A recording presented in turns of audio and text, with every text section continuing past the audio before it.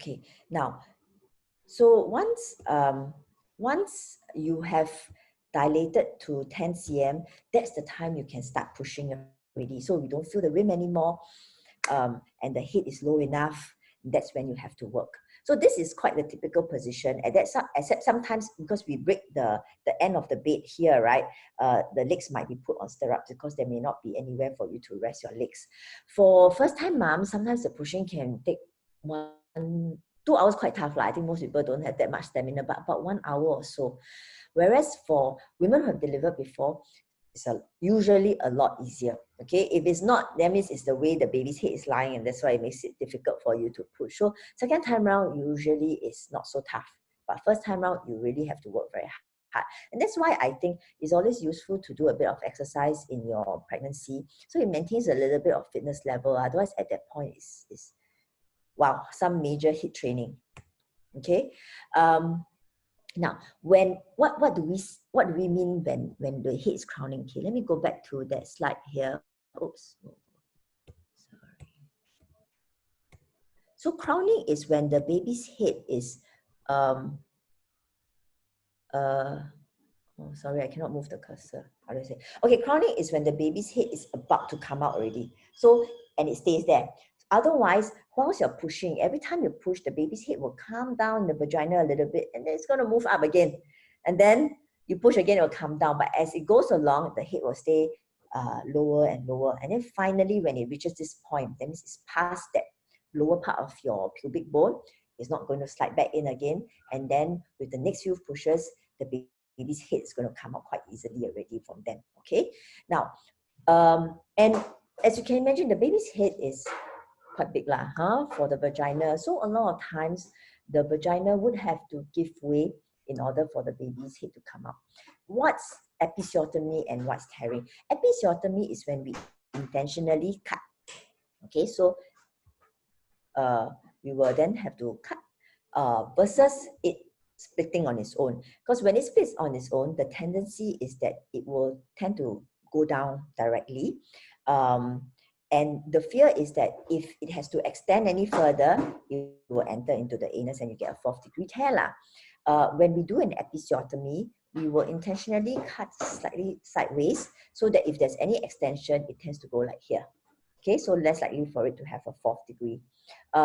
With 4th degree, sometimes the chance of having like fistula, the healing infection and all that tends to be a bit higher, see. So why do people then prefer tearing to episiotomy?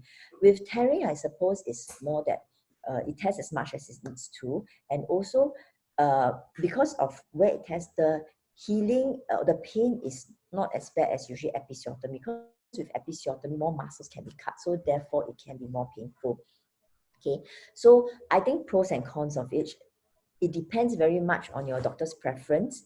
So it's something that you can discuss with your doctor. So most times I tend to let it tear because, like I said, that's the in-trend thing, and most people would feel that with tearing, the recovery is better.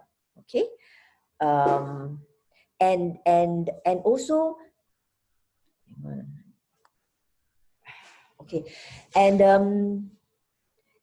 then of course once it tears, after that we will actually stitch it all back, and it's actually multiple layers. So you can see it's the inside vagina that we have to stitch, and then we also have to stitch in the muscle layer here before we stitch the skin. So you will probably want to ask how many stitches, right? It's a lot of stitches.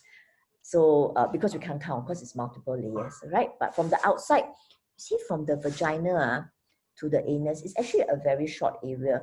So a lot of times when the tear happens, it has to be posterior rather than anteriorly. Okay, that's better, because when it tears anteriorly, it can go into the bladder. So this part is actually safer.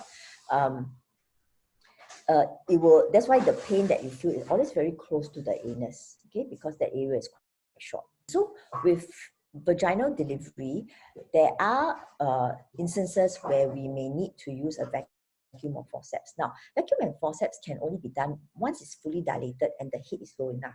If you are 8 cm, 9 cm, and it's just stuck at that point, we can't do a vacuum. We actually have to do a caesarean section. But of course, as far as possible, we try to avoid doing vacuum or forceps because there can be risks, right? So it's only done if, let's say, you've been pushing for quite long and you haven't been able to deliver the head, or the head just stays in a particular point, not descending. Or during that pushing process, sometimes the baby shows signs of distress. All right, the heartbeat doesn't look good. Then we may want to expedite, or we need to expedite the whole process. Then we would actually do the vacuum of forceps. So again, the vacuum of forceps depends very much on the doctor's preference, what they're more comfortable with.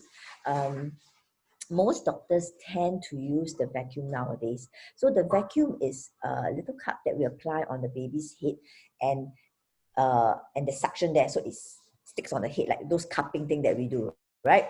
And then once it's kind of stuck on the baby's head, as you push, your doctor will pull, so it gives a bit of assistance down below. Okay. So this is example of the vacuum mask. So because it's a cupping thing, so you apply on the baby's head, and therefore you get that little bump there, just as you would if you go for those type of massage trainer, right? You see that round cup thing there, but it goes off very quickly. After a couple of days, you don't see it. Sometimes a few hours, it's gone already. A forceps mark looks like this because the blade is like this thing here. So sometimes you see the mark doing this. Again, it will disappear. Okay.